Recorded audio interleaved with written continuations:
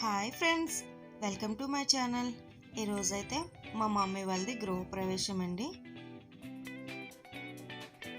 అయిపోయిందండి opening. Starting మేమే entry అవడం వల్ల నేనైతే ఆ ఎంట్రన్స్ అది వీడియో తీయడం మిస్ అయిపోయాను. సో ఇప్పుడైతే ఇది దేవుడి గదండి. ఇదైతే కిచెన్. మార్నింగ్ పాలు పొంగిస్తాం కదండి, పాలు పొంగించినప్పుడు మేమైతే పర్మనెంట్ ఉంటాము. ఇక్కడ నుంచి బయటకు వస్తే 3 బెడ్రూమ్స్ ఉన్నాయండి.